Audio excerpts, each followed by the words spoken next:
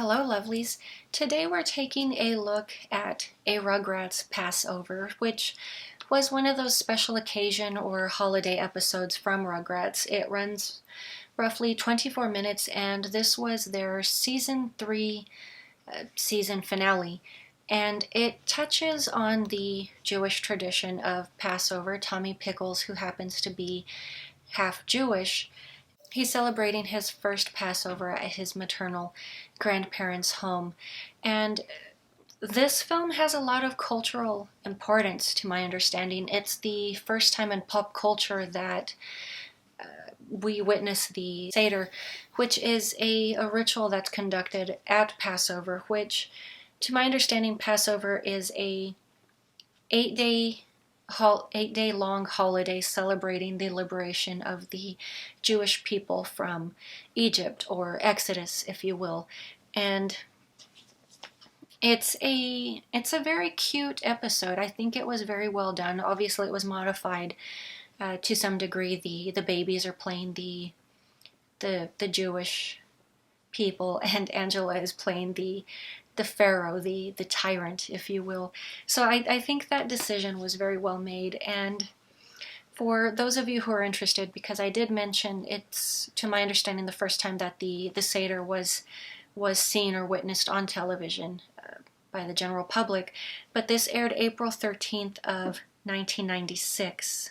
And to my understanding, this film has, or correction, to my understanding, this episode has such a cultural impact. Not only were people of a certain belief system or culture, acknowledged, empowered, but it became kind of like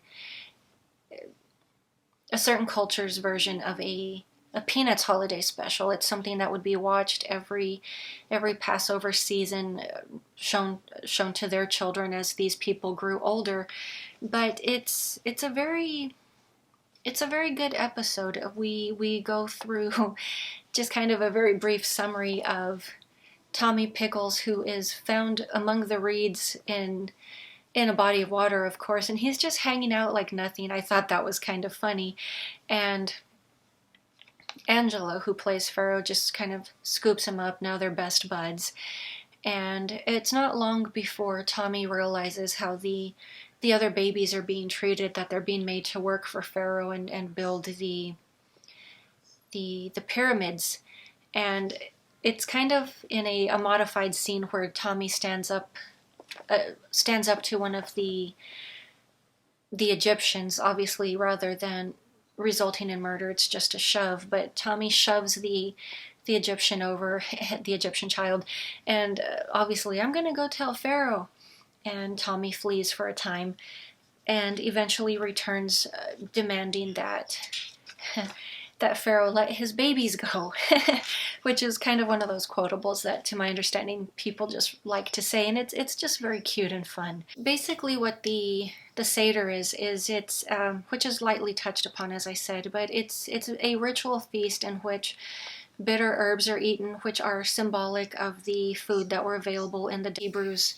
Only had available once they were in the desert, so they didn't have the comforts that, even though they were not in the best conditions, but they lacked a lot of comforts. Another thing that's eaten is matzah, which is an unleavened bread. Also, to my understanding, just symbolic of lack of certain comforts, or a trial that one went through.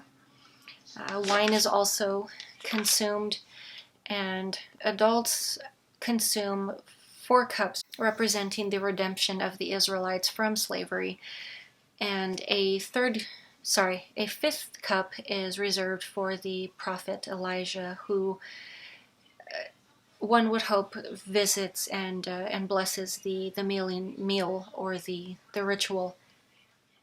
So this cup remains undrunk. But like I said, we just get a very, very brief glimpse of this in the television episode, where we see some of the elders just sitting around reading from pamphlets or booklets, and it's just so brief a reference, really. If you don't know what it is, it would just go right over you, and potentially you would only be focused on the story of the Exodus. And a better example I can give you, because I was not raised Jewish, so having seen this episode myself back in the day, I thought it was an Easter episode, because of course Catholicism also touches upon Exodus to a degree. And now that I'm an adult and I'm trying to better understand certain things, I see the episode for what it really shows, and I think it's extremely well done. And from what I've read, I understand it has a lot of cultural impact. It's just one of those important episodes that very few networks or television shows really bother to take the time to put out. And to my understanding, it was Nickelodeon that ordered this episode. They requested a Jewish episode on account of Tommy Pickles having been Jewish, and it was the Passover, which is considered one of the more major holidays, that was decided upon.